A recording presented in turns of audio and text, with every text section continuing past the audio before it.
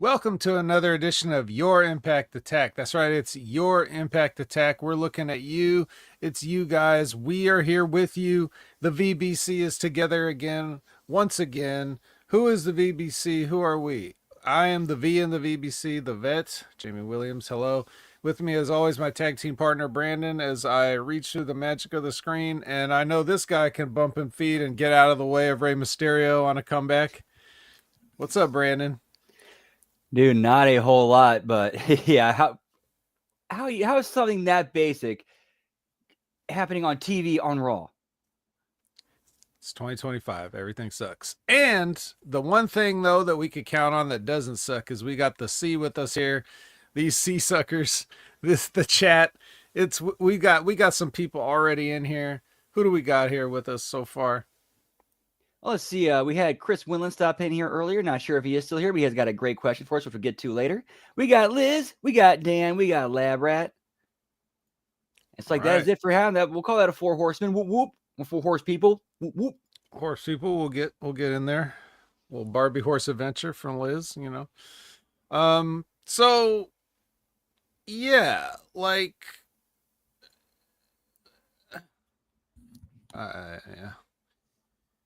We were watching Raw earlier, and we found out JD McDonough's not that over. Not that over. Can't even do the basics. Doesn't even get it. But bless his heart. Yeah, so let's get right into it because we got a lot. We got a lot tonight. Let's start off. Let's get this sad news out of the way. As most of you, I mean, I don't know, most of you, maybe you guys heard, but we lost Bob Caudle today. 95 years old, so he had a hell of a run, as we would say in the business. If you don't know Bob Caudle, he was a wrestling announcer. Like, I'm pretty sure it was usually like the microphone guy, but he may have done some commentary and stuff like that, but he was mostly known as an announcer. So this would be like he was, he started in the 1950s, and there was a local Savannah, Georgia television wrestling program that he hosted. And then, after that, he worked at Mid-Atlantic World Championship Wrestling, that was the NWA's TV show, the one with Tony Schiavone and David Crockett, and South Atlantic Pro Wrestling and Smoky Mountain Wrestling. He was even there. So, and he was at Ric Flair's last match as well a few years ago. Allegedly, you did do commentary, Dan? Okay, that's good. So, I didn't necessarily grow up on NWA and those regional programs as much. I had to discover those later. So I couldn't, I couldn't say anything like Bob Caudle was the voice of my childhood or anything like that. But definitely knew who he was. Definitely appreciated him. Definitely, a big part of wrestling history. And, they're not going to be making any more Bob Caudles. They don't really do that kind of stuff anymore. Although, every once in a while you get a Jackie Redmond or somebody, but even they don't really. She's never like prominently featured or anything like that. Gia Miller, just not. And then she tries to have a match. It's just, the interviewer is like sort of a lost character in wrestling these days, Brandon. I mean, Mean Gene not made like that it's an art. outdated. Sorry. Yeah, Mean Gene made that an art. Yeah. And many others had followed after him and did a great job with it. Where did the torch, fall off and not get picked up? I don't know. I was hoping Timmy Baltimore was going to be that guy, but the WWE had their heads up their asses then as now, then now forever. Together. Yeah. That's So, huge ass. yeah. So, thank you, Bob, for everything. Um, and yeah. So let's look at some other news. Did you have any? I know you got into wrestling later, so Bob probably wasn't like a big part of it, but I don't know if you had a chance to kind of see any of him. I mean, I may have come across his name once or twice because the name did sound familiar, but I never saw anything that he did. But again, I mean, just seeing what he did, all right, this dude. I mean, may he rest in peace. He was a man. He was a good dude from all accounts. I never met him obviously, but which is everybody seemed to love him. which is a rarity in wrestling. Like if you have a dude who nobody can say a bad thing about, like that's somebody special, especially in the wrestling business. Yeah. So we have a backstage report on the status of TNA TV deal and talks with a prominent cable network. Who do you think we got? All right. So You we think there know you think there's some mad men that are breaking bad?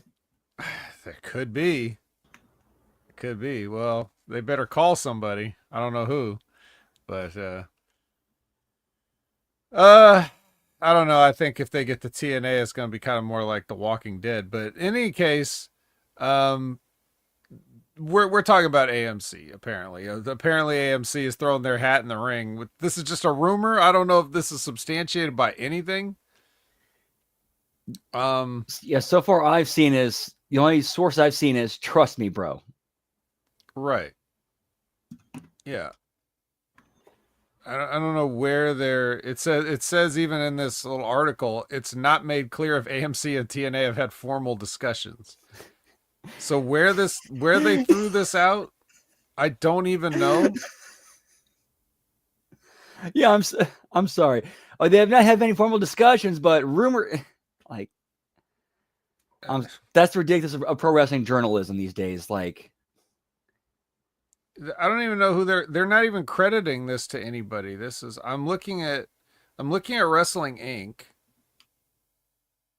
Oh, the takedown on SI. But all the takedown says is that okay, check this out for like a nothing sandwich. Those in the TV industry are anticipating a new media rights deal for TNA by the end of the year, though the possibility exists it could come sooner. However, when asked about this potential development, TNA officials provided no new update, making it unclear how far along negotiations are, if at all. you remember that scene in Good Burger when that one dude went up to Ed and said, "Hey, I wanted a burger with nothing on it." Yeah, that's what you got. All I got was a bun. There's no meat patty. Was a meat patty something or nothing? It's something. Sorry. Oh, yes, his coworker. Hey, what was his name? Spatch. Hey, Spatch.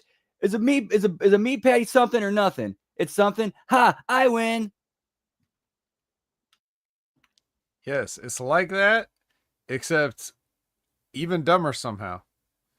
So we basically have no new information, but we can throw AMC out there as a rumor. You know, I'm gonna throw Hallmark Channel out since we're just throwing shit out. Seriously, how funny would that be if that actually does happen? Yeah, You put that see out there in that. the universe. Let's make it happen.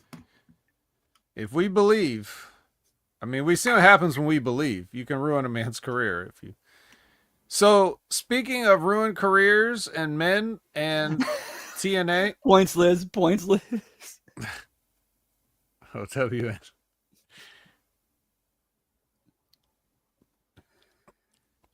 All right, Dan's letting us know Bob Caudle did commentary at Starrcade 85, including the famous Magnum TA versus Tully Blanchard I Quit cage match, a must watch match. I have seen that match, so, telling me I must watch it. Don't worry, I already have. So AJ Francis could be nearing the end of his deal with TNA Wrestling.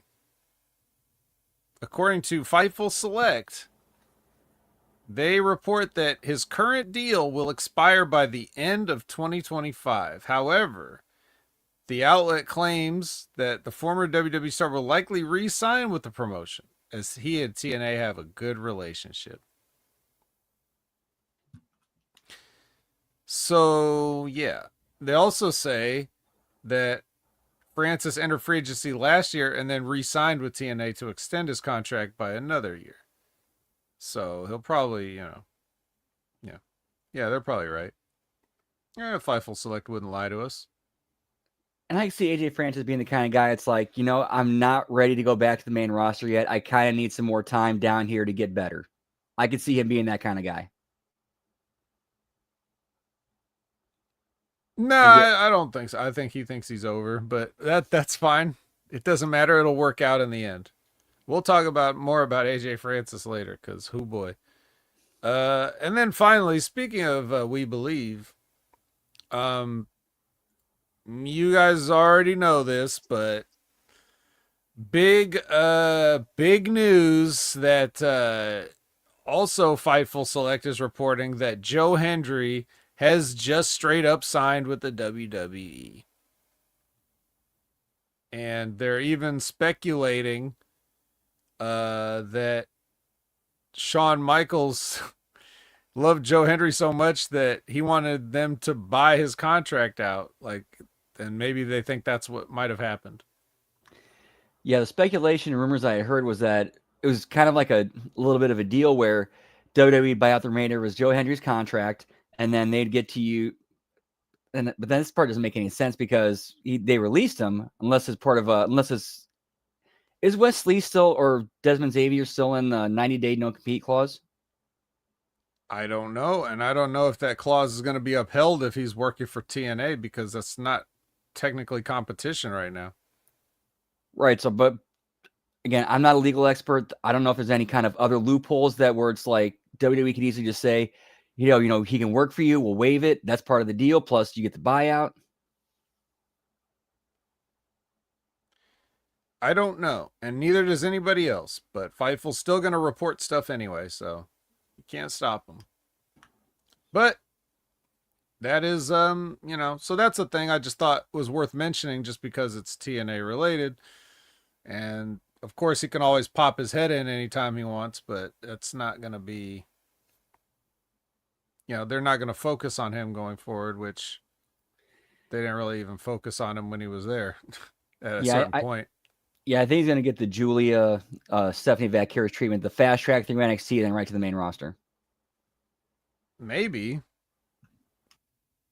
but maybe not. I don't know if WWE is really they didn't really do much to help him, because if they told if they had any influence whatsoever, I don't think he would have been looking as bad as he's looked, these past few appearances that he's made.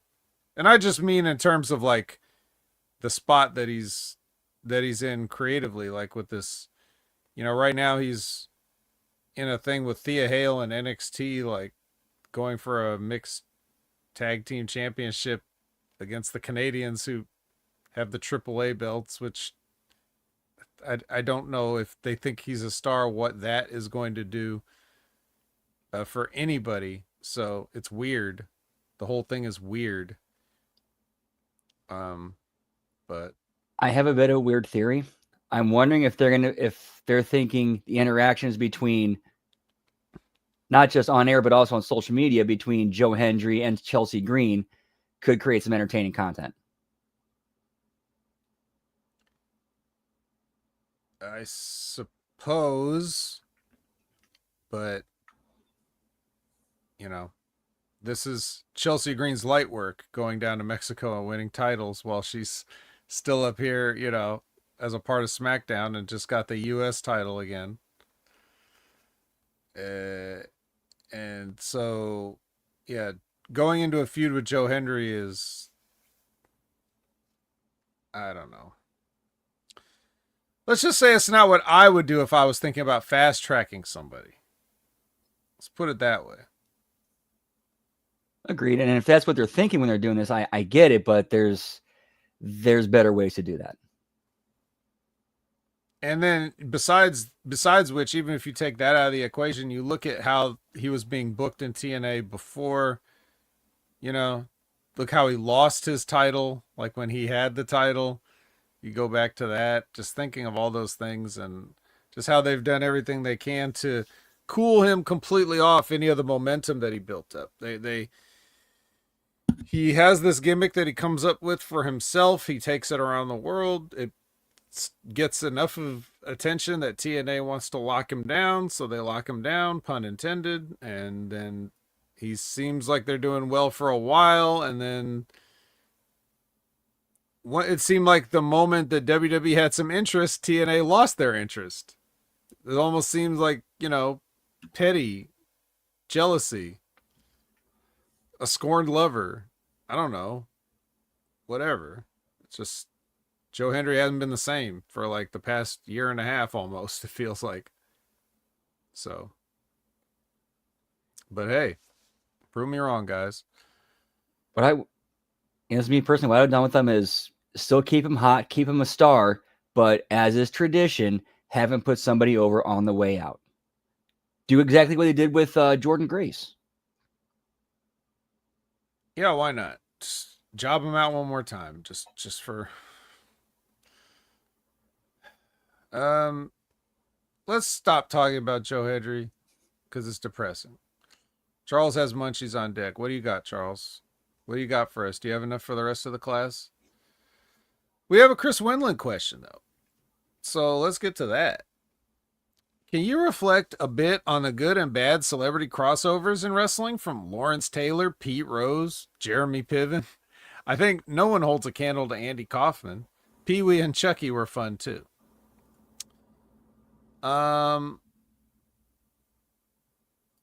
Yeah, well, celebrity's always been a big part of wrestling. And I guess from the ones that you named, Andy Kaufman would have to be one of the more prominent ones because he wasn't like, at the time that he got involved with wrestling, he wasn't washed up. Like some of these people are kind of washed up when they, like Lawrence Taylor was already retired, Pete Rose retired, Jeremy Piven, was he on Entourage then? Like that would be like his swan song. He has never done anything worthwhile since. So, but Andy Kaufman was like actively like in his celebrity prime, I guess. And he was just such a big fan of wrestling that he wanted to do stuff. And a lot of people think that because I certainly did at some point, they thought that Andy Kaufman getting involved in wrestling began and ended with him getting in there with Jerry Lawler, getting pile driven, then going on the Late Show and getting slapped and all that stuff, and then that was it. Andy Kaufman worked Memphis for like years. It's just that the people that, after that sensational, media crossover thing happened, everybody else lost interest because you couldn't just watch Memphis wrestling.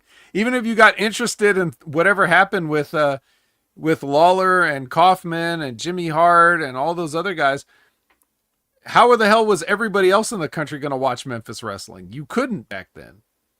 There was no way to watch it. So everybody else lost interest, but he kept doing shows down there and working with them for a long time. So he actually really was a fan of wrestling, and that's why that worked so well, because he understood what they were trying to do. And his weird level of comedy, where he was trying to like not be so funny but just subvert expectations, like the idea of just like reading The Great Gatsby on stage. like that was supposed to be funny, like that. Just not that the story is funny, but the idea of a person doing that for a comedy act, or just whatever. He was a different kind of guy. So it made sense that he'd be in wrestling. But, that was probably like the most major one. Unless you could think of another one, Brandon, or if you want to think of some of the other ones that stood out to you. So trying to think of some of the earlier ones I remember. I remember Pete Rose. That one I remember. I mean, that was just harmless, goofy fun. Didn't hurt That's Pete anybody. Rose. That's Pete Rose. Yeah, didn't eat up a lot of TV time. Just goofy fun for fun moments. Like it was WrestleMania, making WrestleMania moments like harmless. I left tickets for Bill Buckner, but he couldn't bend over to pick them up.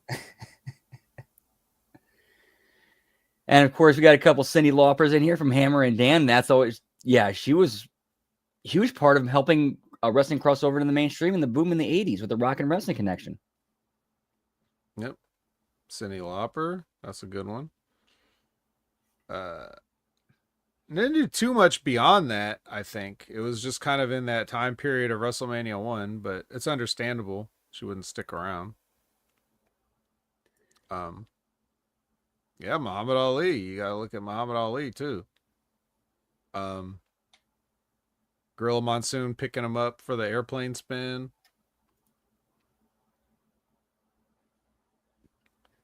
Oh yeah, Mr. T. Yeah, that's all. That's in WrestleMania 1, and he went on to WrestleMania 2. Oh yeah, the boxing match with Piper. Right. Yeah, Mike Tyson. Yeah, we need you guys. I can't remember all these because like I know them all, but when you ask to think of it, it's like a bottleneck. They all go in there and you can't remember any of them because there's been so many. So you're saying that I am invincible? Well, I know, Mr. Burns. One slight sneeze is invincible.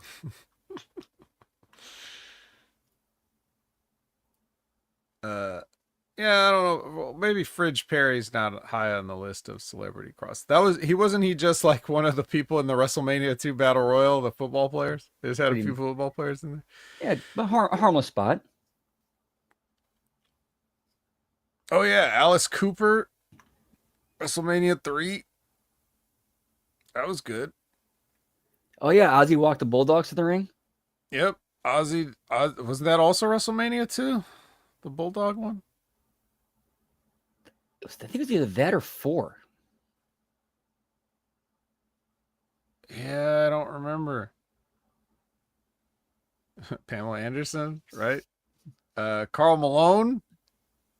Mailman Karl Malone, but of course Dennis Rodman. You'd have to put Dennis Rodman before Karl Malone. Dennis Rodman hung around for a while and had matches. Yeah, but Rodman in '98 was at least in that match in '98. That was rough. Yeah. Mickey Rourke before his face changed.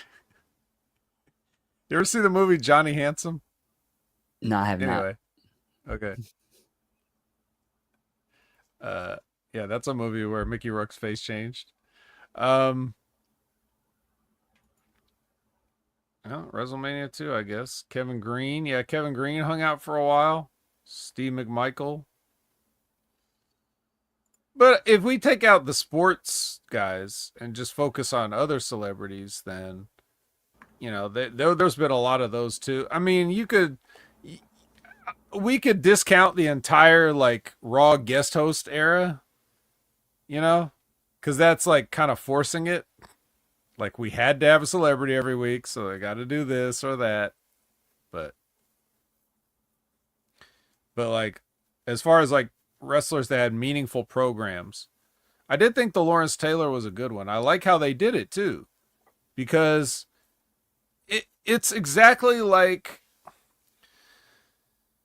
So, how many times do you watch Dynamite and there'll be like some, it could be wrestlers or it could even be like a celebrity. It'll just be a given that if anybody gets involved, they're going to have a match. And it's just already like, oh yeah, definitely. They're going to have a match. It's happening. Look, we already got the graphic up. I showed this Cam Scatterboot kid or whatever that just shoved, JD McDonough to the ground is going to have a match. And it's not going to be no big deal. But the way they did Lawrence Taylor and Bam Bam Bigelow was so genius because Lawrence Taylor was just there at the Royal Rumble. and they just showed him there with other, like other people. Anytime somebody would come to a WWE event, they would show them in the crowd, like, hey, look who's here, right? And Lawrence Taylor would be here. Nobody would think anything of it. So after the match where Bam Bam Bigelow and I want to say Tatanka lost the tag team championships to Bob Holly and 123 Kid. Yes, that was a Royal Rumble match. So as he's leaving or whatever, Lawrence Taylor is like, he's there in the front row, and Bam Bam Bigelow perceives some disrespect from Lawrence Taylor because he's cheering for the guys that won, and he's taking the walk of shame that the losers have to take, and he sees Lawrence Taylor, and he gets in Lawrence Taylor's face, and Lawrence Taylor's just like, hey, man, I'm just, hey, man, he tries to shake hands or whatever and be nice and everything, and Bam Bam shoves him. And then it looked real. Like, it didn't look, like you knew it was set up. Obviously, if you're a fan and you're with it, you get it. But it looked real the way they did it there. It didn't look so obvious at the time. And then what they did, didn't Salt and Pepper sing them out for that? For the eventual match, yes, they did. But that's the thing. So the first thing that we see is Lawrence Taylor. They're getting like a statement from him, and he's like, I guess apologizing for his actions or something. So they make it seem like there's not going to be a match. And then they have Bam Bam Bigelow come on and basically say he's too afraid to have any kind of confrontation with him. So he has to they set this up and build this up by him having to basically call Lawrence Taylor a chicken to have him come and do this fight. Because Lawrence Taylor's saying, I'm not a pro wrestler. I don't do these things. This is what you guys do. I do what I did. And that's kind of like a respectful, nice, like what you would expect somebody would probably say. These days, it would just, as soon as he shoves Bam Bam Bigelow, by the end of the night, they'd have a graphic saying he's going to face Bam Bam Bigelow at WrestleMania. They're not even going to wait to do that, but they dragged this out over a period of time to make it seem like you had to goad Lawrence Taylor or convince him to have a match. And that was the difference there. So I thought that was really good back then. I mean, it worked for 14-year-old me. I'm sure 44-year-old me could poke a lot of holes in it, with all the benefit of hindsight and experience and everything, if I was to go and watch the whole thing now, but that's my memory of it. And apparently, judging by Ozzy's appearance at WrestleMania 2, my memory's okay. So, yeah. So, any other ones that were, anybody else want to bring up? Ooh, Kevin Federline. Best ever. Kevin Federline with a shocking performance. They actually had him go over Cena. He should have been the mystery opponent. Who needs Dolph Ziggler? Like, who cares about Dolph Ziggler? We could have had Kevin Federline. And don't tell me he doesn't need that money. I don't know. A lot of good celebrities. As far as some of the other ones that just going off the ones that were mentioned by Chris Winland, like I also want to mention the Chucky thing with Rick Steiner was so funny. Because of Rick Steiner seriously saying, you ain't got nothing to say, get the heck out of here. Like that kind of, that's pretty funny. But if you go back and actually watch that little thing, I thought Chucky cut a hell of a promo on Rick Steiner, which is good, like that part of it was good. It was ridiculous that it was happening, but at least the promo was good. And they're smart to pay that off 20 years later in NXT, where they happened to have Chucky hosting the Halloween Havoc episode of NXT, and he's randomly showing up in Braun Breaker's locker. Right. It was good. Good synergy. Yeah, Johnny Knoxville versus Sami Zayn. That was, for what it was, that was something. It's good. Jelly roll, maybe not. Maybe not the GOAT. Yeah. See, like that's the thing. You should be begging people like Jelly Roll to not have a match. But that was one of those things. It's like, oh, you just know he's gonna have a match. He's already getting physical like in his first time. Uh, does Logan Paul count? I would say not anymore. What about you, Brandon? What do you think? A couple years ago, I would say yes. He's kind of done enough at this point. I'd say he's pretty much in. Like, I wouldn't really consider him a celebrity in the business, but rather a celebrity who's a part of the business or celebrity appearing. Yeah, he's gone from celebrity to actual part of the business. Right. Yeah, you could just basically say it's an ongoing project. Um, or Floyd Mayweather. There's another that jogged a memory. We had Floyd Mayweather had his little thing with Big Show. That get the jet ready.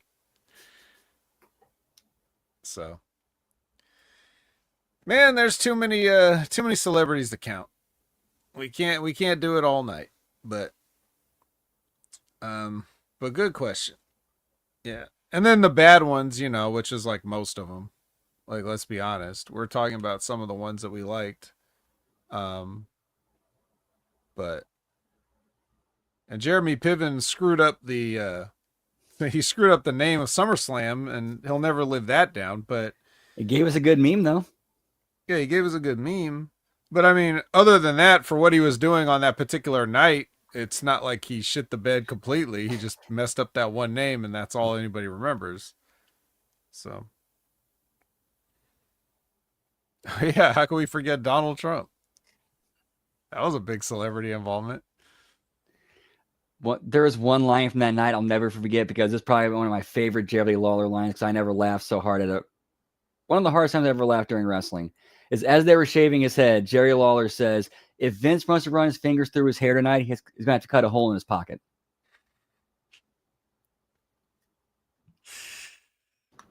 Uh, yeah, you get it, guys, because he ain't got no more hair on top. So, yeah. Did he mention anything about a toupee on that night? Because he always said Vince had a toupee, and then that would have been the night where he would have had to admit that it wasn't. But I I, don't remember now. I don't remember either. Yeah, that's the one I was at. So I actually remember seeing. I was only like 20 or so feet away from Trump and Shane McMahon talking about something, but I wasn't gonna go over there and get in the middle of it. All right. Well, like I said, we could do this all night. It's Captain America style, but we do have to talk about TNA sadly. So let's start talking about TNA very sadly. Sadly, live from Orlando, we had Impact. Santana came out to the ring. Um, he's out there saying some stuff for a while. Then Ryan Ziegler interrupts, and he, for some ungodly reason, tries to slap Mike Santana in the face, and Santana catches his hand and basically punks him out and ends up kind of rewarding him because he's going to get a title shot. Ryan Ziegler's going to get a TNA title shot later this night. I wonder how that's going to go. I'll give Ryan his flowers for this. He plays like the chicken shit really well, and the guy who knows he's supposed to be weak and kind of back down to the stronger baby face. Yes. Now, Kalani Jordan is with Gia and No Music Underneath. And then thankfully, Mara Sade and the Angel Warriors come in and interrupt her promo, and they sort of extend the olive branch. I guess they haven't been watching the product and they don't know she's a bitch now. And she breaks the olive branch because she's a bitch and says that, you guys all suck, basically. I don't know. I'm just trying to paraphrase here because I don't really want to talk about Kalani Jordan. It's just not the best, but does set up a little something for later. So Santino's out here, and surprise, Ava's here too. Ava from NXT. The general managers are here. Ariana's here. The daughter's here. The whole family's here.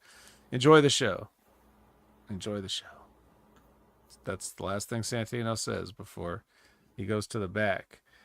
And I guess what we have to enjoy here is Brandon. Go ahead before I continue. What this established though was that Ariana Grace is now going to be a regular weekly fixture on TNA. Okay, they did establish that. Yes, what I think the line was Ava saying, "I can't be here every week, but here's someone who can be," and then out comes Ariana.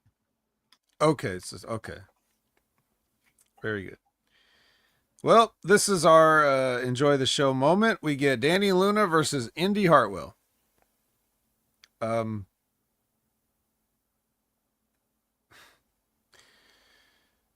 besides the fact that I wouldn't necessarily have somebody with stick arms like Indy Hartwell doing a clothesline bump and feed spot to like the little, short, thick powerhouse Danny Luna. But, who cares at this point? They just do whatever they want. They're not worried about psychology or appearances. So, in any case, yeah, Danny brings a chair into the ring and Indy Hartwell gets it and uses it and gets DQ'd because she's still mad at her for, stuff that happened months ago. Yeah. Feels like months ago. And I guess, like, women can hold a grudge for a long time. So that's believable. Any thoughts on this match or anything else? Thankfully, it did not take up too much time. I mean, it did take up, more time than necessary, but not too much. That's right. Well, we need to have more time for Eric Young to hand out flyers. He's out there, I guess. Is this supposed to be now this is a live show. We're live, pal. So is Eric Young supposed to be out here live handing out flyers? Because why are all these people lined up outside? Shouldn't they be inside? All it would have taken was earlier today, this happened with Eric Young. Right. I don't think they had that, so I guess we were supposed to think it's live. Unless it's just a hell of a line for the bathroom. And I can understand that because, as I said, it was Danny Luna versus Indy Hartwell right before this, so I can imagine. But in any case, we come back and Indy is doing a promo. She wants a no DQ match against Danny Luna at Turning Point. I don't want it. Did you want it? No, not really, nah. Okay, well, we got it, but that's later. The System is in the ring. Fat Eddie is so proud that his daughter was able to watch his mom get slammed into thumbtacks. Or her mom, excuse me. It's got to be a weird family they have. Or maybe it's a Kowalski thing. Maybe Kowalski trains you that when you start a family, like, if the mom gets... you wouldn't understand. You're not a Kowalski guy. No, I'm not. I wouldn't get it. I don't know. I know Kowalski was big into the thumbtacks and the hardcore stuff. So, yeah, I can't relate. So, also, JDC says he's going to retire. In the middle of this wrestling shit, he's just looks like he's about to cry and says he's going to retire. So it seems to be like a heartfelt moment here. And then the Rascals come out. And they're like, well, if you're going to retire, then we want a match at Turning Point. I mean, they didn't say it like that, but basically, they said it.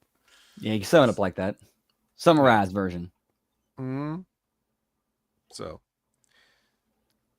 But there's a lot of people in the System, and there's only 2 Rascals. I don't know how they're going to pull this off. I guess we'll just have to wait and see what happens. Well, they pretty much flat out said who it was without saying his name. Oh, shit. Where's... Yeah. Okay, my door did not pop open. Okay, good. Okay, yeah. He might not even come from the door. He might come from the bed. He might come from that Simpsons season 6 you got behind you. Uh, Gimmick injury report time. Everybody's favorite. Oh, this was a doozy this week. Mm-hmm. Uh, so, um, Elijah is out with a triceps injury. Yeah, we knew that. We knew that. We definitely knew that. Um, Especially though, it's interesting because he's going to have his concert later on in this show, but they want to let you know he's out with a triceps injury. Okay, fair enough. Alicia Edwards had some bruising after those tacks that she went into in front of her daughter. Much like Ali. Ali was left with many tack bruises as well the previous time. But don't worry, she's cleared. She's cleared for action. It's good. Daughter's happy, husband's happy, everybody's happy. And Santana has no injuries and he's cleared. So the laceration he had has healed up in the weeks waiting for them to come back to television. Whew.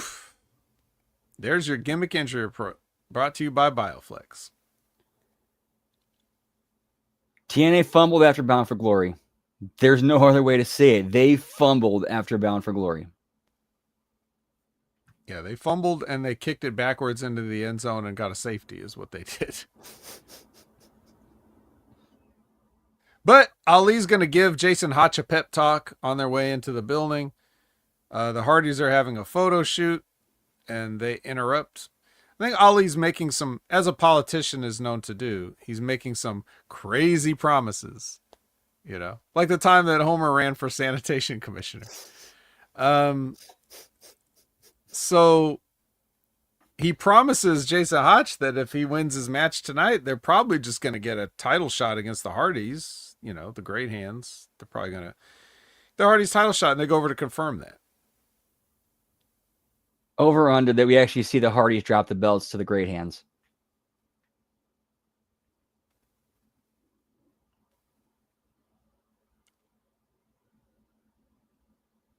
I don't want to. I don't want to bet that. I don't want to bet that. Not with my heart or my head. Apparently, someone named BDE got a down payment on an episode of the First Class Penthouse. Yeah, he was the dude. Thing. Yeah, he was the dude who got into the Collier Shot Gauntlet Battle Royal. He's a guy who's been training to wrestle. He had his first match he's not even been a year in the business or been actively wrestling for a year. And he's also a YouTube streamer with over 1 million subscribers. So they're thinking, okay, let's get him in because he's trained. So obviously put him something simple. And now they're working him into a program with AJ Francis. Yeah, I got all that. What I didn't get was, where did this take place where he got a down payment through the penthouse, the penthouse table? Was this on Explosion or what was this? I think that was is it a pre-show? Some pre-show, I want to say. Yeah, a pre-show for this episode of Impact, or a pre-show for the last pay-per-view, or no, it couldn't have been Bound for Glory because that was when he was in that Battle Royal. So damn, I don't remember. It's not that important. I just didn't know when this actually happened. And I'm sure the announcer said when it happened, and I just wasn't listening. So I'm sorry. But now we have BDE here with us live with Gia and no music underneath. And he cuts your generic sort of promo. And then Leon Slater comes in and encourages BDE, hey man, you got this, and then Rich Swann comes in and discourages him and says, nah, man, you don't got this. And then, Swann and Slater get into it and they're like, why don't we get this at Turning Point? So there you go. Don't really remember anything else that BDE was necessary for this whole thing. He was just kind of standing there to be the coffee machine that gets the match made. Yeah, there's other ways you could have got to Rich Swann and Leon Slater for the X Division title. That would have been way better than this. If you would have actually taken time to capitalize on your momentum and create original programming and actual original impacts instead of these dumbass clip shows and studio shows. Maybe we could have had a bunch of. Maybe we could have just watched BDE's YouTube channel, because more people watch that than TNA, so it might be a good idea. Jason Hotch versus Cedric the Alexander with Ali on commentary. I wrote down "duh" on my notes. I assume that was just because you knew who was going to win this. Who would have thought? Who would have thought you'd ever say "duh" and knowing that something the Great Hands is going over? Yeah. Well, I mean, so the best part of this was when, because Ali is on commentary, and the minute Cedric beats, Jason Hotch, Ali's like, Skylar, get him. So Skylar goes and gets him, and then the Hardys come in, and they all start getting him, and then Agent Zero comes in, and they give him like the double clothesline over the rope, and he doesn't take a bump, but he stumbles all the way up the entrance ramp. It looked ridiculous. I was waiting for the whole. I was waiting for the whole thing. He does a flip over, just lands on his feet, adjusts his time, and it moves forward. That's it. Well, they needed time to kick Ali's ass and get him ready for a swanton. That's they didn't think it would look too good if he was just standing right there watching it happen. So he had to stumble all the way up the entrance ramp. Then he had to come all the way back down, pull Ali out just in time to save him from the swanton. And as we know with Jeff Hardy these days, that really is saving you if you don't have to take that swanton. Just ask Devon. Mm-hmm. Hasn't been seen since. Oh, wait. No, they saw him. He took his boots off and gave it to him. Okay. He's okay. Let's see. The Elegance brand and Kalani Jordan walk. Then we see a profile on Mila Moore. Apparently we're kind of supposed to know who this is because she's talking about the last time she was in TNA and she had a match with somebody and that person got signed and she didn't, and she's mad about it. I guess that's her point. So why are we showing this completely random and pointless person? That will come into play soon enough, but at this time we are absolutely not sure. Like, when you saw this, weren't you just like, who? So? I was thinking, okay, I guess this is somebody new they just picked up. Okay. Yeah, with a backstory already. I don't recall this. I'm sure I saw it though. We must have talked about whatever this was that she did before. The name does sound familiar. I mean, yeah. Well, so it's Heather by Elegance versus Kalani Jordan now. And I have to say, this was like very long and boring. Like, I'm not, what I'm about to say is not like personal attacks. I like to make jokes and have fun, But when I tell you it's long and boring, that's not me doing anything other than telling you, like, just sort of, I can't say factually because boring is an opinion, but what I'm going by is like the whole time they had this long match, they never had the people at any point. Everybody was just quiet, just waiting for it to end. They tried to do this overbooked finish, and they blew the finish also. Like they couldn't.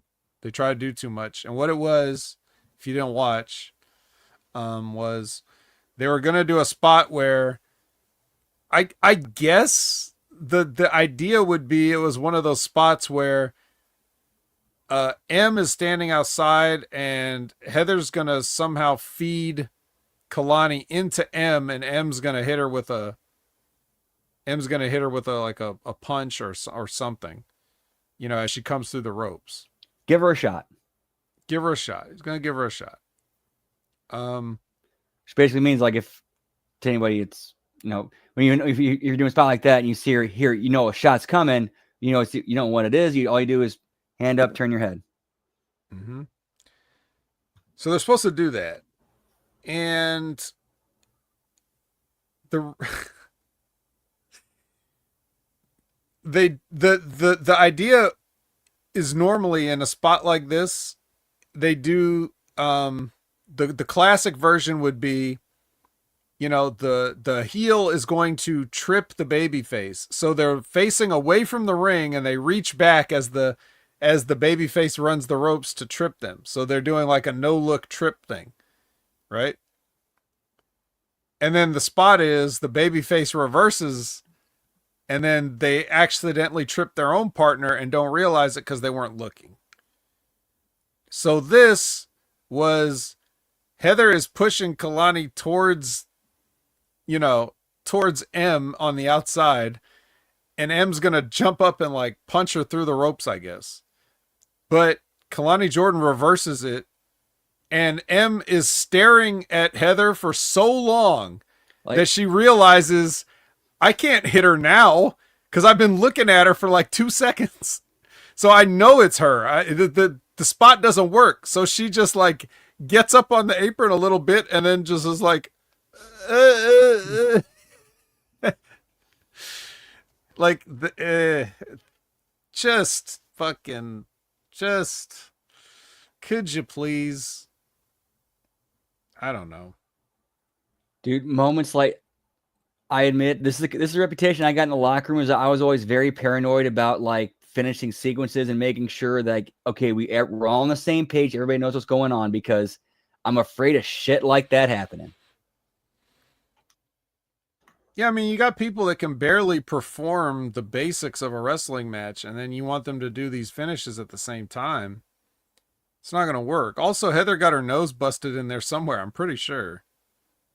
So I remember seeing her like have blood around her face at some point and was like talking to the ref, and the ref went over and talked to Kalani, and Heather had like, something. So her mouth or lip or nose or something was busted in this because,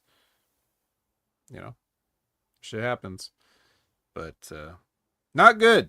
Not good. And even if they, even if the finish was the only thing they messed up, the people did not care the whole time. They just did not. And that's the thing, like, that's the problem with the generation of today. It's a double problem. There's a generation that doesn't know how to work and doesn't know how to change things on the fly. But also the problem with that is they can't really change things on the fly because everything is supposed to be timed out. They have their memorized match that's supposed to go for so long, and you've got the people in the production truck that are expecting you're going to be here on this spot, you're going to be here on this spot, we're ready to have the cameras at these times for these things and all that. And so you're kind of locked in now to your prearranged bullshit. So when stuff goes south, like if nobody gives a shit about your match, you cannot in the middle of the match now just decide to have a different match. I mean, you can, and you probably still should, but there's a reason why they don't feel the agency to do that, even if they had the ability to do that. There was one dude I once trained under who part of the curriculum was he taught us how to not only like have like a match laid out, but also know, or if what he would do is call on the fly, hey, your time's getting cut, you need to take it home. And then, but he'd also had trained us into knowing this would happen, so we know immediately how to just go home right from there. Right. It's an important skill to have. But even if it's a skill you have, it's not even a skill you're always able to use. These girls couldn't do it even if they knew how, which they don't. They can't do it because this is a live TNA show. It's not even, if it's one of their taped shows, You could do that, and they'll just edit around it however they need to. But it's not good. Yeah, a lot of these people are not ready for live TV. It's also a weird thing because it's, you have two heels, right? So the people are already kind of just like, right? Like right off the bat, you put them in a bad position. But then the kind of match that they had, this would be one of those ones where if you have a double heel match, and you're going to have to lay the whole thing out anyway, you could come up with a lot more creative stuff. Like you could sit down and be like, okay, let's do this. Let's do this kind of heelish thing. And we can try to out heel each other and we can, do whatever. But they're just having a regular match, running regular spots at their slow speed. Because Heather and Kalani both suck, like in the ring, as far as like, Kalani's a great athlete, but that's not the same thing. Right. You can be, there's a difference between being a great athlete and a great worker. Yeah. She's not there. So, yeah. Anyway, enough on that. We get 3 promos in a row. 1 from the Inspiration, 2 from Victoria. Yes, Inspiration. 1 from Victoria Crawford and Tessa Blanchard, and 1 from the Angel Warriors. So this is all leading towards something at Turning Point. More on that later. Elijah concert. Elijah, does some nice little noodling on his electric guitar, gets everybody in the mood. They're happy for this, especially after what they just had to watch. Ali is still mad about the Hardys from earlier, and he comes out and starts complaining, and then he hits Elijah with the microphone and breaks a guitar over him. So fuck you, Elijah. Choke on that, slap nuts. That's right. Don't piss me off. Remember that time they turned when Elias had turned babyface, and it was actually getting over the babyface, and then they turned him heel just to do a 2-week program with Jeff Jarrett? Kind of. I remember Jeff Jarrett coming out at the Rumble. Yeah, and then he eliminated Elias, and then the next night, that's when Elias turned heel, and they ended up doing a thing where they were brawling. The next week, Elias had a match with him, and then Jeff Jarrett was off TV.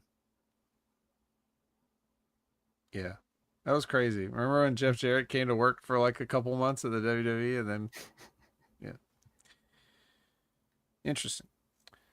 All right.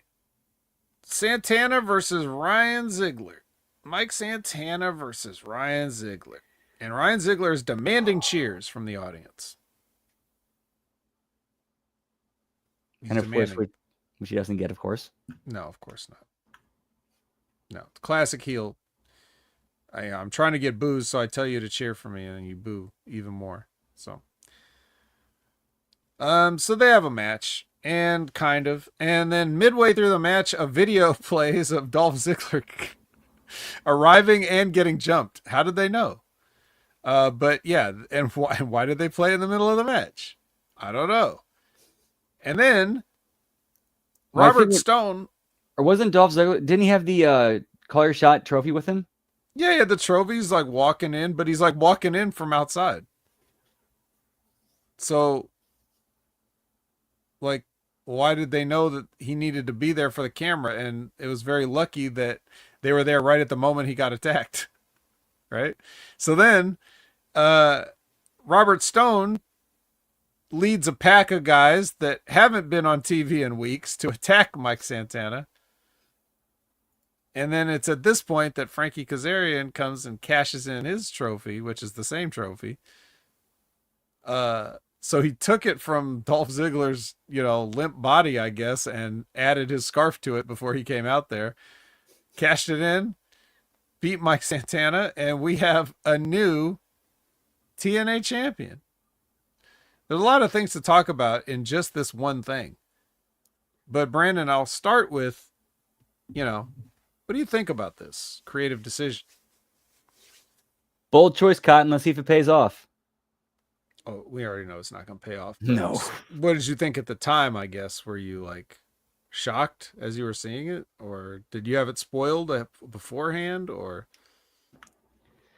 No, I did not. I watched it live as it was happening. It was just like, okay, this is an interesting choice. Where can they go from here? However, I don't trust them to go anywhere positive with it, but the optimist in me was like, okay, there actually is somewhere they could go with it, but I don't trust them to go there.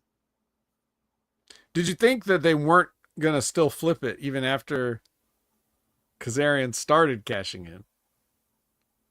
Did you think that like Santana was going to beat him anyway or something? Like, is that what you just assumed? Because No, I knew they were said because they had set it up earlier with the NXT guys injuring his arm and making sure like Pillmanized his arm, and that was what ended up leading into the finish. He went for the spin, the block, he sells the arm, and then he gets rolled up.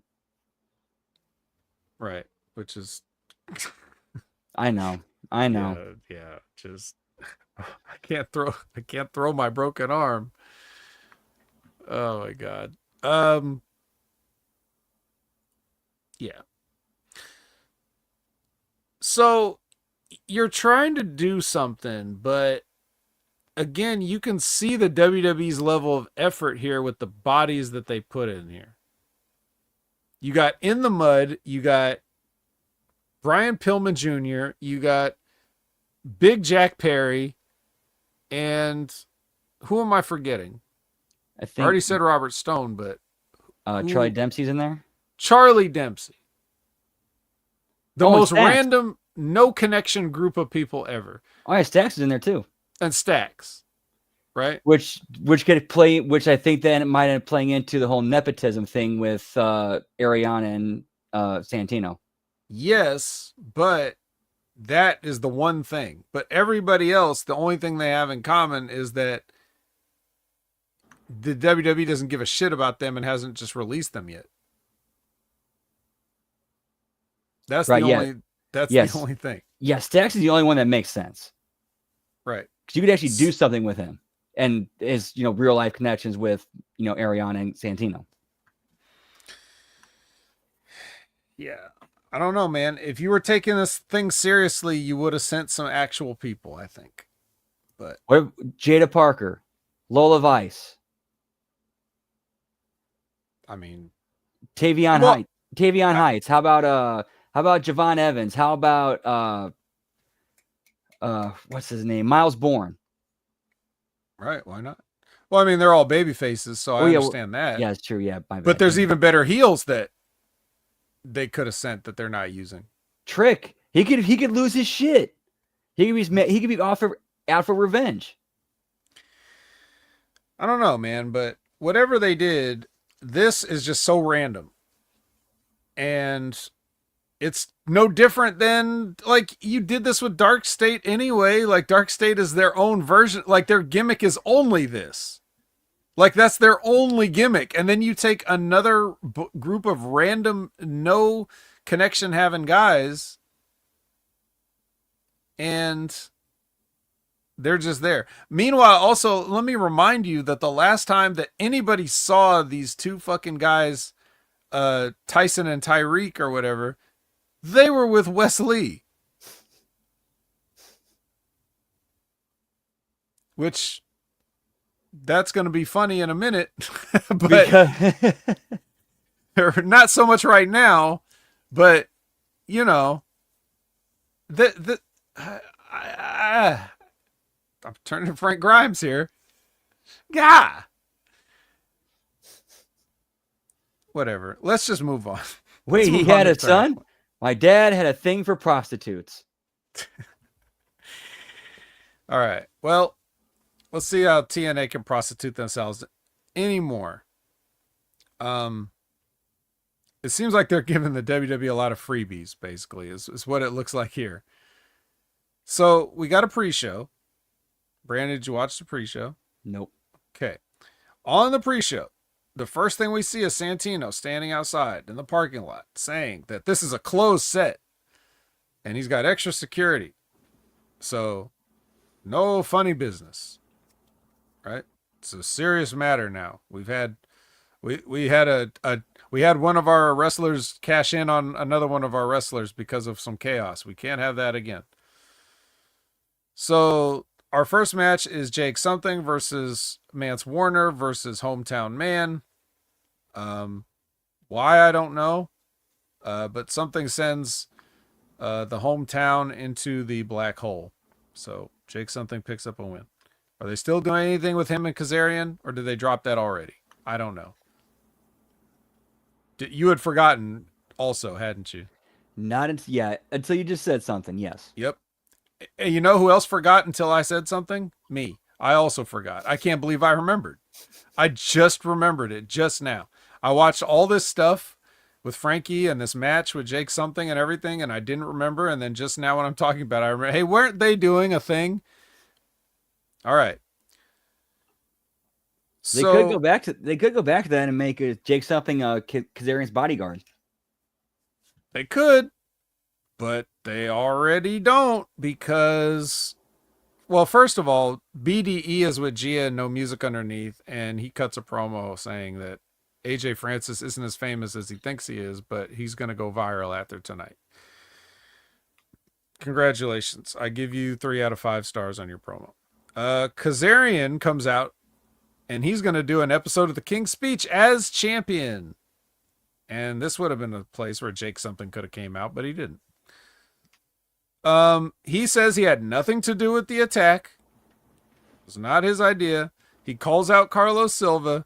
Carlos Silva comes in. He's like, hey, you didn't present me the belt after I won, so you need to do that. So he gives Carlos the belt to give back to him, which he does. And then he says, Carlos actually says that they're going to be launching a formal investigation into what happened.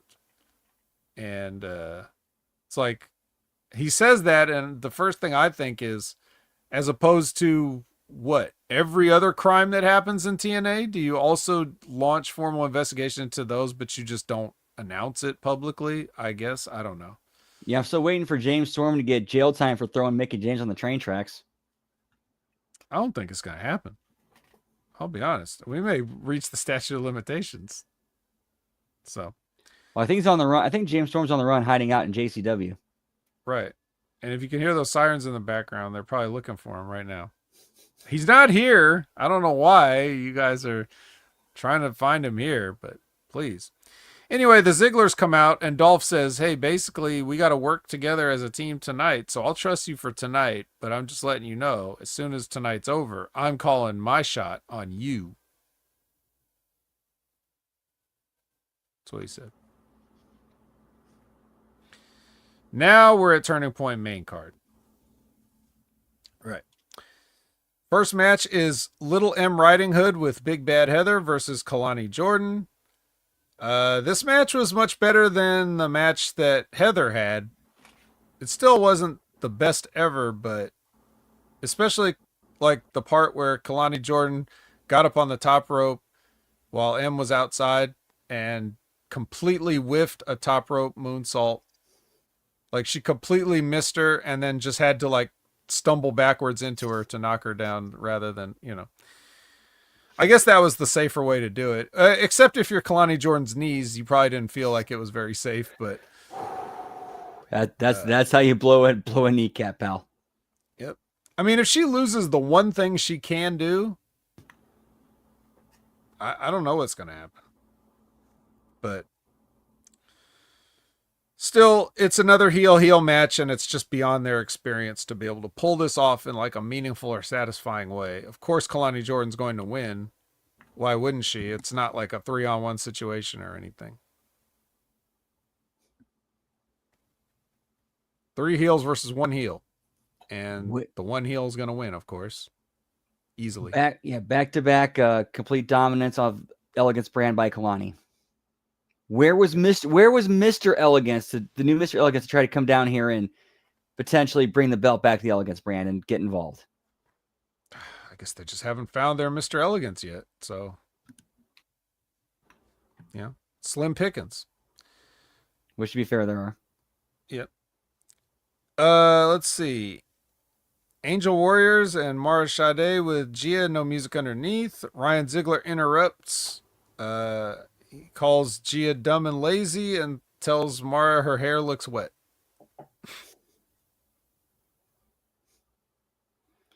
Riveting. You know, hey, wrestling's fun. You know, it's just supposed to be it's all a big joke to this fledgling stand-up comedian Ryan Ziegler. Labrat will be the Mr. Elegance. Thank you for volunteering, Labrat. Santino meets with Ava and Ariana, who claim that Ariana, they both claim they had no knowledge of the attack. So, but it's a little tense right now. All right. Now we are. Yeah, we're getting the vibes that it seems like Ariana and Santino are on the same page of they both don't trust Ava. And why would they? Can't trust the Rock's daughter. BDE versus AJF. So now this is the first time I'm getting to see this alleged wrestler in action. And this match was jump-started. Literally. He literally jumped on AJ Francis to start the match. As a matter of fact, he literally left his feet on every offensive move that he did. This guy started the match by jumping at AJ Francis like 6 or 7 straight times. Which, honestly, to be fair, from at least the logic and psychology standpoint, you look at AJ Francis and you look at him. Yeah, he knows he's not going to go toe-to-toe with him, so launch yourself at him. Use your entire body as a missile. I guess that makes sense, but I seriously doubt that was the thought process. I think that's just a happy coincidence that there's some psychology to it. I don't think he ever had any plan to do this. This was like Teddy Hart. Like, this is like a Teddy Hart match. I'm just doing stuff. It doesn't have to make sense. I'm doing it. I'm jumping. Fuck it. I'm jumping. He jumped like a bunch of times. Like, he finally, during the heat, when AJ Francis finally like kicked his ass and like settled him down and stopped him jumping all those times, he finally threw about 3 flat-footed punches to try to fight back on AJ, but AJ cut him off again after that. And then everything else was jumping attacks. Yeah, it was crazy. There was also a spot where he went to give him the powerbomb in the apron, and he missed. You remember that? I can tell by the look on your face. You remember that spot? At least from what it's looked like to me, it looked like the length of his spine went right in the mid, like right at that corner point of that apron. At least from the camera angle I saw. Well, sort of.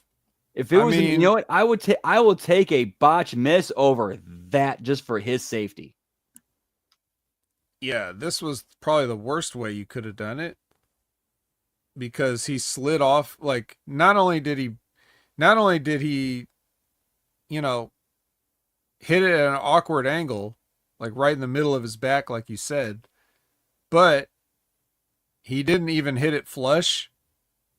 And as a result, like, his head also hit his head also hit the apron as he was falling off.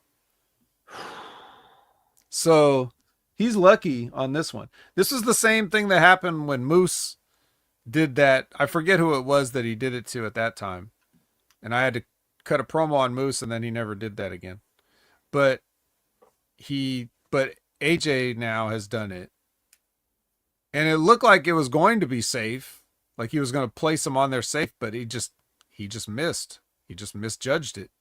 I think that might have been Ace Austin. I don't remember. It might have been. I can't recall now, but yeah. You shouldn't be taking bumps on the apron. We all know that. Everybody's tired of old people saying it. But even if you are going to, you still got to put them down flush. You got to put them down safely. You got to make sure they land on the apron, not the edge. The apron is still different than the edge. The edge can kill you. It's not so much the apron that hurts as much as the edge. Yeah, that's not a joke. You can get killed if you hit that thing wrong. It was gross. So it's another, it's another botch for AJ, but normally he's not that reckless. Yeah, he's usually much better. Like, I'll never forget, he was the dude, like, doing everything he could to be there to catch Leon Slater for that dive, even to point of sticking his potentially getting his arm knocked out of its socket to try to catch him. Right. Well, anyway, on top of that, after several more jumping attacks from BDE, he eventually had to go down after several stiff down payments. Like he threw him in, he definitely planted him in that mat. I guess he didn't like the guy, is how I read this, because he didn't seem too interested. I think we're beyond the stage of people being like, welcome to the business, kid, and like stiffing them like this, like on purpose. And I don't even think AJ's the person to be doing that, even if we weren't beyond that stage. But um yeah, he definitely looked like he meant it. So I'll give him that. Any other thoughts on this match? Do you have an evaluation of BDE as a leaping performer? I don't even know if he knows how to tie up, because I didn't see any basic wrestling moves in this. It was all springboarding, running, jumping, like exactly what you would look like if you were a trampoline wrestler, like actually a trampoline wrestler. My assessment of BDE is there is possibly some potential there, but he needs to go to a real wrestling school with actual good trainers who can actually teach him the basics and everything that he needs to know, and basically kind of break him of these bad habits while he's still young and still fresh in the business. Maybe like, I don't know, this first thing that comes to mind, Booker T, or go to OVW, get trained there, or the Dudleys, get broken all those bad habits and put on some size. Holy shit, put on some size. Yeah, he makes Siobhan Evans look jacked. But yeah, I see this guy and I'm just like, without knowing anything about him personally or as a entertainer outside of wrestling, he definitely, I can tell just from watching this, like, you were one of those people that saw wrestling and only saw people jumping off ropes and doing flying moves and stuff like a video game. Like, you really just thought that's all you wanted to do. You weren't interested in any of the rest of it. You know what I mean? Like, I don't know, but I could be wrong. You know what I'm not wrong about? That this is everybody's favorite part of the show. It's Gimmick Injury Report Part 2. So, the first one, Mike Santana. Now, last time we heard he was fine and he was cleared, but this time, because of this heinous attack of what happened, his injury is undetermined and his status is undetermined. Even though they're working an angle through social media of nobody's been able to get a hold of him and he's been ghosting everybody, which, as we actually, we'll get there when we get there. Well, I'm not necessarily a medical profession, but just judging what I've seen from just the TV shows, I think his arm's hurt. Yeah, you think, the arm. That's kind of what they're, I mean, and they even, never mind, we'll talk about the arm when we get to the match. Yes, we will. Now, I will say this. You remember when I roasted them for using the phrase uncertain, right? For the injury status. Like, clearly they must have listened, because undetermined is much more accurate of a term to use than uncertain, right? Even though undetermined in this case probably shouldn't have been used, because it's his fucking arm. But I'm just saying, like, if you didn't know, because he hasn't been contacting you and he's been ghosting everybody, that is perhaps more, a little more accurate. Elijah. A torn triceps. Oh, really? A torn triceps. We knew that. We definitely knew that. You don't want to say anything about him getting hit with a microphone and a guitar? Like as in addition to that now? Because we're now we now have more injuries than just a torn triceps. We potentially have bruising. We could have some bruising after that guitar shot. You don't think? Or with him, like if you're doing the injury angle with him with the guitar, he's being sent back to the doctor to be reevaluated to see if somebody has any setbacks. Nah. Just the torn triceps is all. That's fine. He's fine from everything else. But he's out. You're not coming back. The torn triceps still not fully reattached. So, and Dolph Ziggler. No injuries. He's cleared. He's cleared for action. Even though, as they're saying there's no injuries and he's clear for action, they're showing the footage of him getting stomped out from the NXT Invasion attack. So, I guess those guys were really weak. They couldn't even bruise Dolph Ziggler with their kicks. Oh my god. Oh my god. Yeah, that was one you should have just been like, yeah, don't even include that. Just, yeah, no, don't.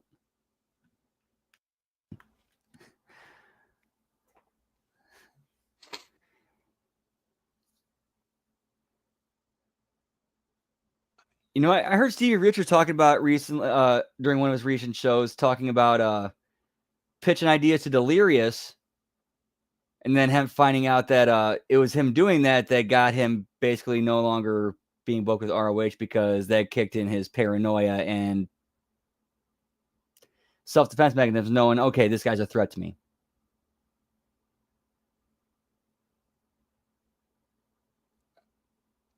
So, like, I guess it's well,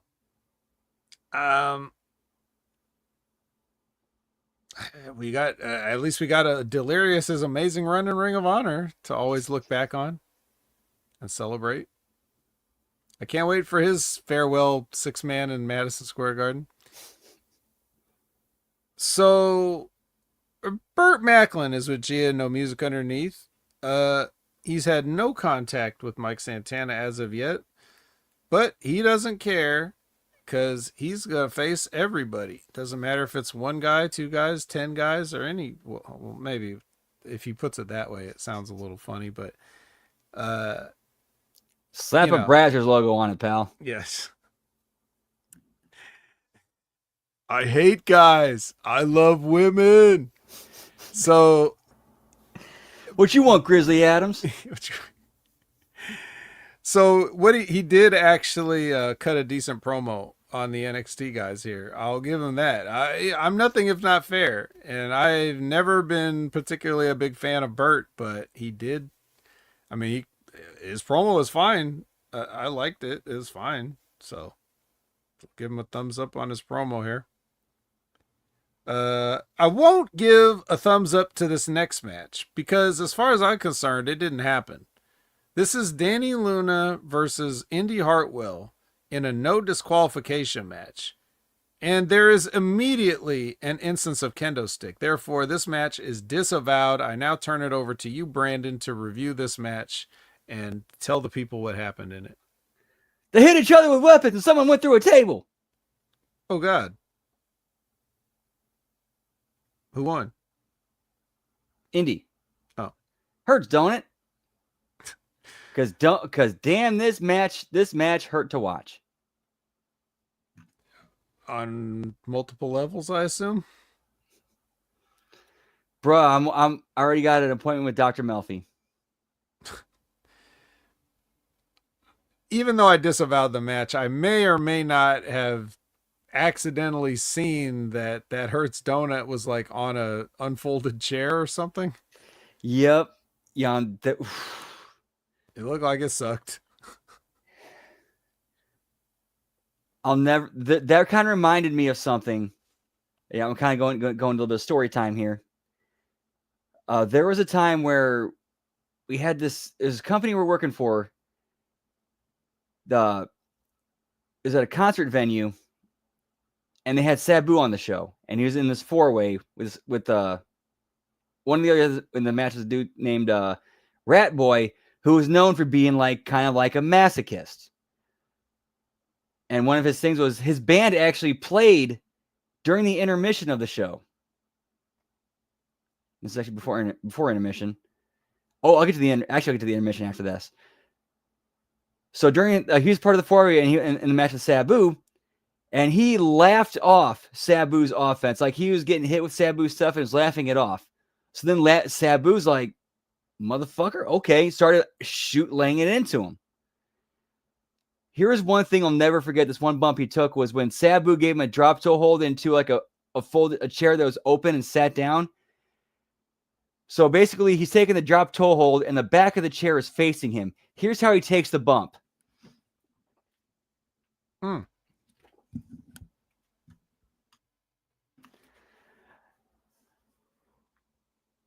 And I have no idea how he did not die that night from taking that. Rats are very resilient. Indeed. Who could forget Dear Rat Boy?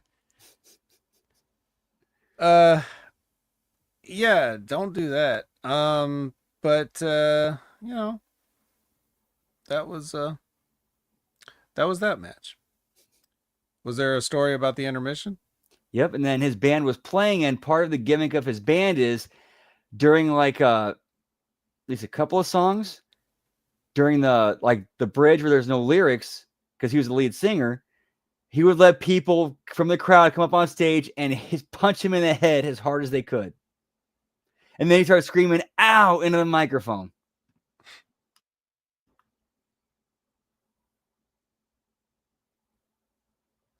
I don't know why this guy never made it.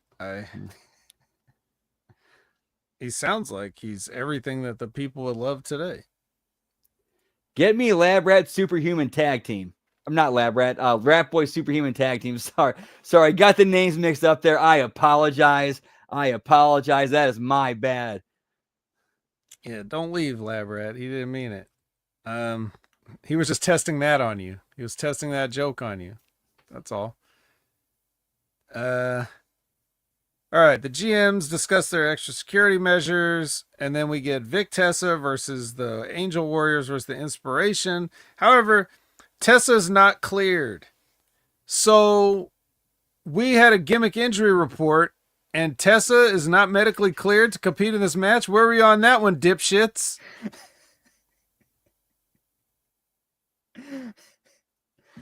Yeah, as Happy Gilmore might say. Yeah, how do you miss that? How do you miss that?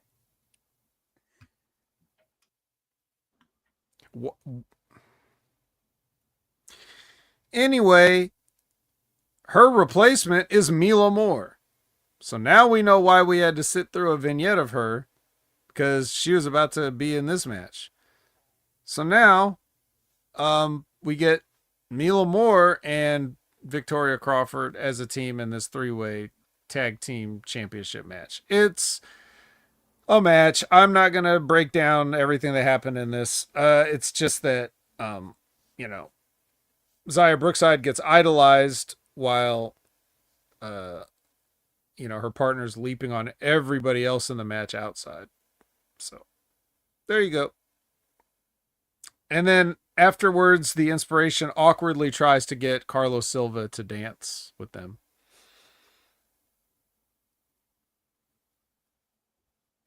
Any other comments? Dixie Carter Carlos Silva is not.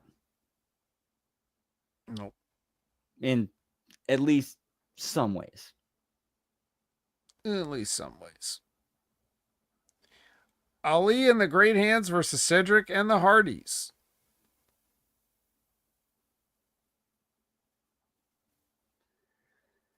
Was what it was. I mean, I don't have a lot to say about this. I'm sorry. The Hardys beat Agent Zero to the back with chairs. They're flashing back to 2002 with Brock Lesnar. And then Cedric gets kicked in the balls in small package by Ali. So there you go.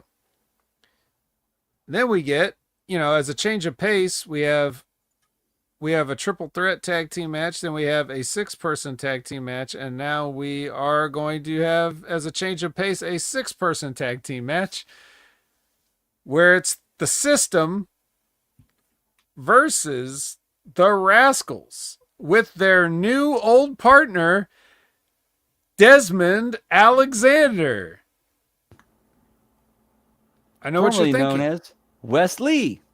Yeah, I know what you're thinking too. You're thinking, Ved, did you just say Desmond Alexander accidentally? Well, no, I didn't say it accidentally. I just said what Mackenzie Mitchell fucking said on the microphone when she called him the wrong name. Because after the Rascals won the match with a spinning thing off the top onto JDC, who's retiring anyway, so fuck him. Mackenzie Mitchell says Desmond Xavier, the way she was supposed to say it the first time.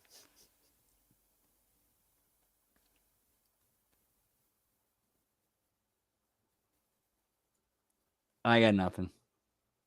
Yeah, it's just a little thing. Yeah, I'm sorry. This entire show was, there was nothing to it. I'm sorry.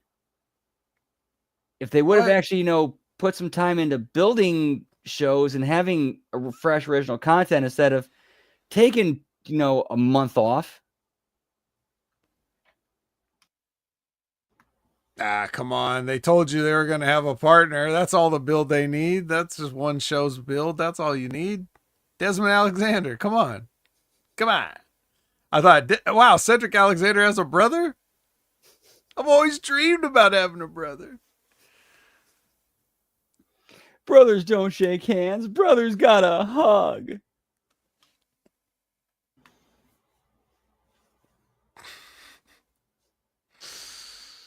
Oh, man.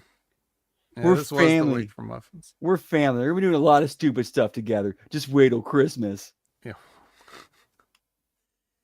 Yeah. Well, anyway, there was a lot of, for family, there was a lot of hugs and kisses after the match. The System and the System and the Rascals were definitely Amanda hug and kiss there. Why can't I find Amanda hug and kiss? Maybe your standards are too low. All right. Eric Young gets in Santino's face and blames him for everything. And then gives him one of those flyers he was handing out earlier in the week. It turns out it's just like a Xeroxed copy of like something that says the cleanse is coming, but it's like the serial killer like cut out letters from magazine style, but it's just a Xerox copy of that, so it doesn't even have the same personal touch. Yeah, if this talk of Eric Young saying the truth is coming, if you don't see Ron Killings, I will riot. You're gonna riot then, because that ain't happening, I bet. Rich Swann versus Leon Slater for the X Division Championship. Rich Swann's in good shape. I mean, he's bigger than he's been, which is still not very big, but I don't think he's getting on the gas, so it's remarkable that he's able to put on any size. I thought the match was okay, but it was a little bit hurt because, in my opinion, I don't know how everybody else felt. Maybe they don't see this kind of stuff or care. But the spot where Rich Swann gives him a backdrop, gives Leon Slater a backdrop, and Leon Slater flies outside the ring and hits his face on the steel stairs. And then he's like selling his eye afterwards as if his eyeball hit the steel stairs, right? Eye for an eye. That's right. We're not going to get a half ping pong ball with magic marker on this one, pal. So Yeah, so but he's selling the eye, but he's like doing it in this cartoonish way. The overselling of the cartoony, he's like stuff that nobody would do in their life, right? Like if you got a No, fireball in yeah, the eye. yeah, no, Charles, not no sell, too much sell, oversell, unrealistic sell, Looney Tunes sell, very bad. And they had the trainer come and check on him, so they're trying to do this thing as if, oh my God, we should be worried that he's really hurt, after this, him going eye first into the steel steps.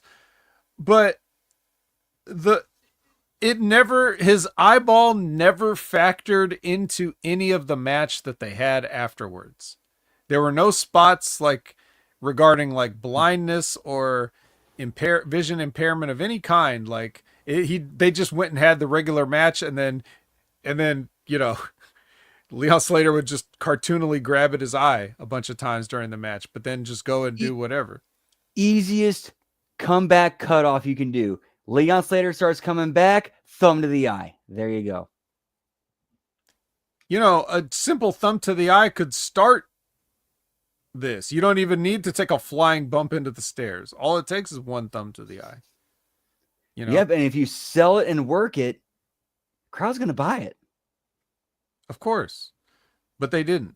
Not only did they not sell it, not only did they not incorporate it into the match, but right after the spot where he's getting checked on by the trainer, Rich Swann comes in to go for him because this is the heat cutoff spot. So Rich Swann comes in to go for him, and Leon Slater immediately reverses him and like throws him into the stairs. So you didn't even get any mileage out of the cutoff spot. They don't know what the fuck they're doing, as the Trump quote. Like they just,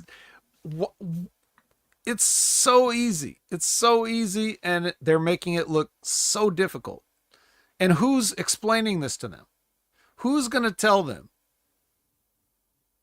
Who even there knows? I would hope like maybe Moose and Eddie Edwards or a Tommy Dreamer, but maybe Eddie Edwards ain't got no psychology. We watched the Kowalski match. We know he doesn't know what the fuck he's doing. Moose, I mean, I don't know if Moose would know, like at this level, because he does these kind of things sometimes. And Tommy Dreamer sure as shit doesn't know. One guy I would hope is somebody like a respected veteran in the locker room that people go to for advice is maybe Cody Deaner. Oh God. So we're basically saying there's nobody, is basically what we're saying.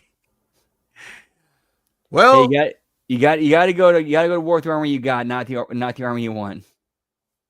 I don't know, man. It looks like we've been giving them plenty of content for years now. If you guys need to know, just watch the Impact Attack. We'll tell you how to do it. Dude, dude, like you get how to sell the gimmick better than some of these guys. Sonic says, I remember a Job Corps we were having a tag match outside the cafeteria. Dude pretended to throw dirt in my eye, played into it, and tried to tag an empty corner. The crowd was like, what the fuck? Right, you're selling being blind. Like you get it better than most of these guys. Yep.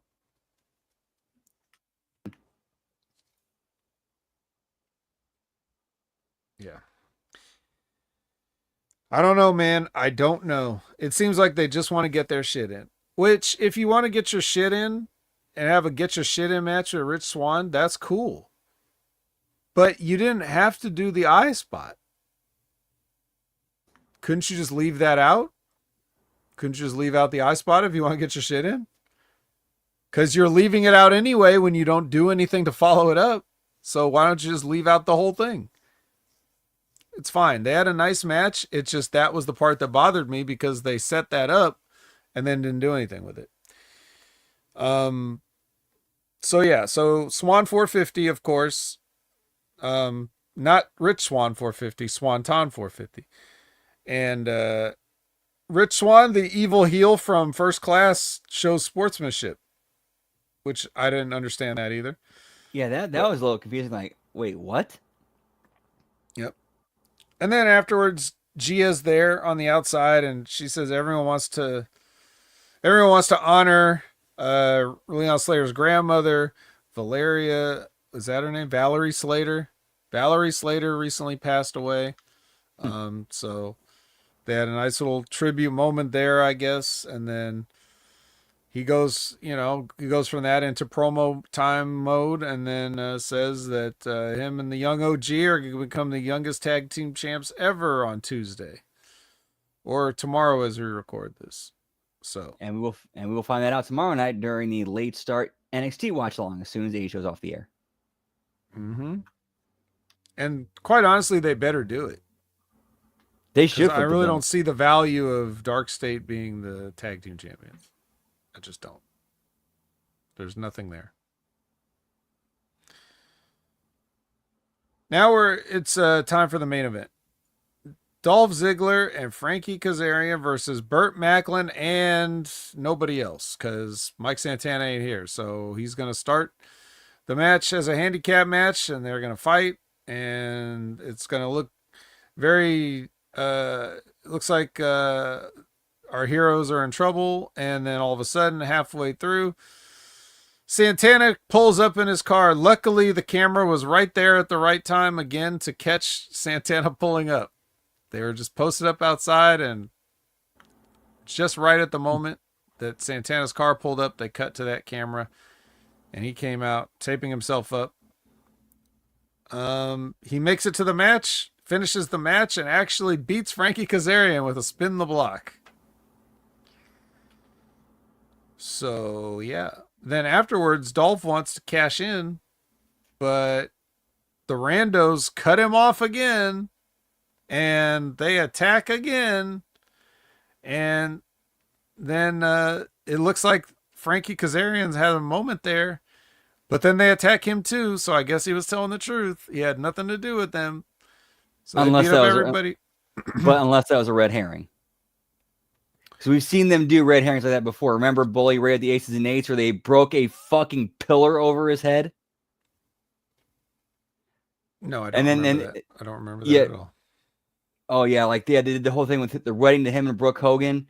And then it ended with him getting a like something like a giant ass pillar smashed over his head. And then they did the whole reveal of him being the leader of Aces and Eights. He explained yeah, that was just me taking one for the team. Sure, it was. It was you taking one for the team, and not because the people that were writing that decided that they didn't know who was going to be the leader back then, and they had to cover their asses. Anyway, Santino yells at his future son-in-law, and Big Jack Perry nails Santino, and we go off the air with chaos.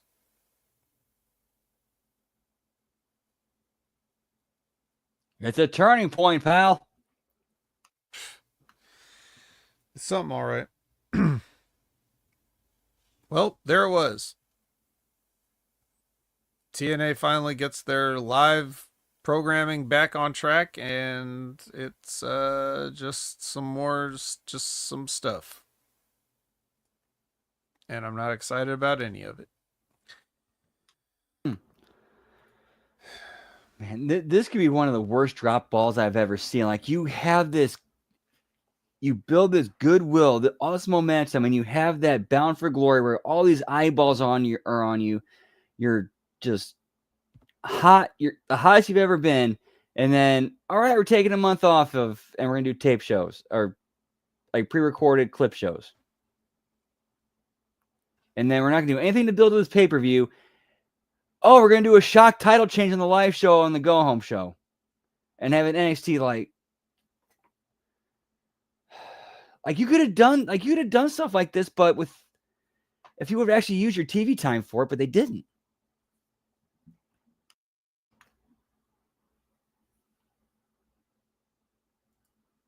Sorry,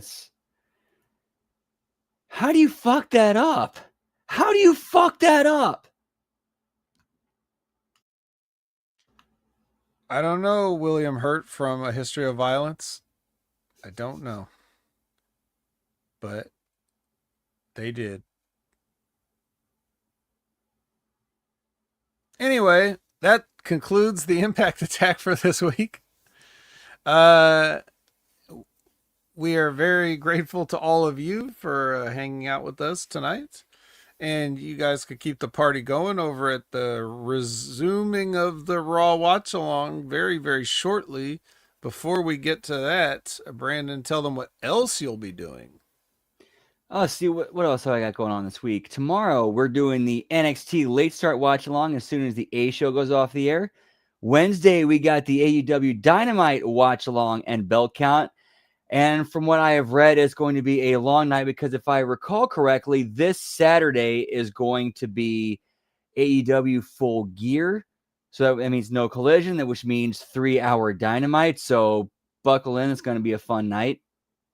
Yeah, it's going to be rough. As soon as it's going to be a 3-hour Dynamite watch, just seeing Vet.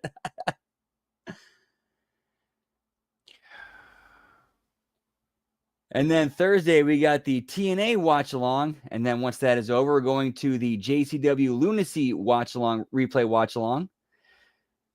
Because let's just put it to you this way. You can say what you want about JCW, but if we're watching JCW and TNA back to back, I would rather watch TNA first and then watch just whatever it is that comes out on JCW, because that's going to be way more entertaining and whatever TNA puts out. And then Friday, we got the SmackDown watch along and bell count. And then Saturday, the AEW Full Gear watch along and bell count. And then Sunday, I think we're coming back with HMG After Dark.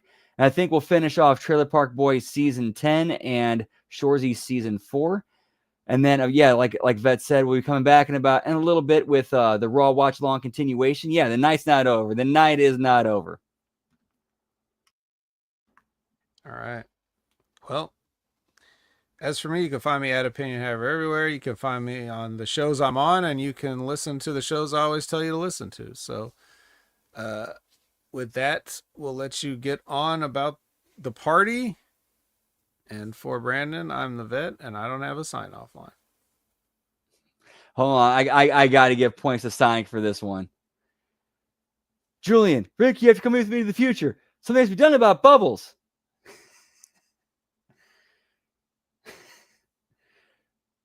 Whoop, whoop.